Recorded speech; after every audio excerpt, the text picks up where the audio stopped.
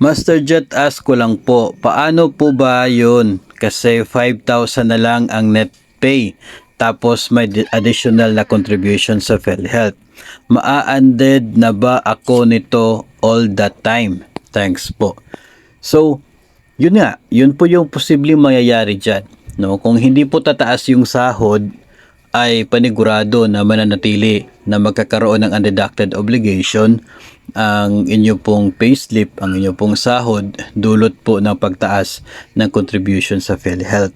So, mananatili po yon yung undead na ganon kung hindi po tataas yung sahod. Kasi nga, tumaas yung mandatory na deduction which is yung PhilHealth. Ang pwede na pong magiging solusyon dyan maliban sa pagtaas ng sahod is kung kayo po ay mag-a-apply ng renewal sa kahit saan man pong loan doon po sa nag-i-exist na deduction sa inyo pong sahod. For example, mayroon kang 3 bangko na naka-loan o kaya ay mayroon kang isang GSIS. Kapag ikaw ay mag-renew sa kahit saan po dyan, ngayon iisipin natin, baka hindi tayo papayagan mag-renew kasi mayroon tayong undeducted obligation. Pwede po naman na ma-approve yung application ninyo for renewal, provided na kapag nag-renew kayo, huwag nyong i-renew ng mas mataas na amortization o kaya ay the same amortization.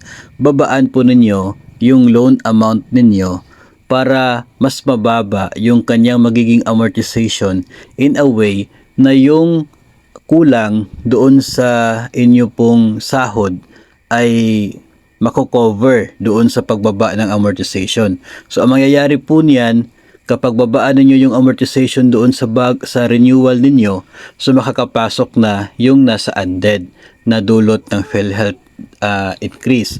Hindi naman po ganun kalaki yung magiging kulang sa sahod po dyan kapag dulot lamang ito ng PhilHealth. So it means na hindi rin naman po gaanong kalaki yung magiging requirement sa ibaba sa inyong loan amount para bababa yung amortization at makakapasok yung nasa undead. So yun po yung nakikita nating pwedeng solusyon dito.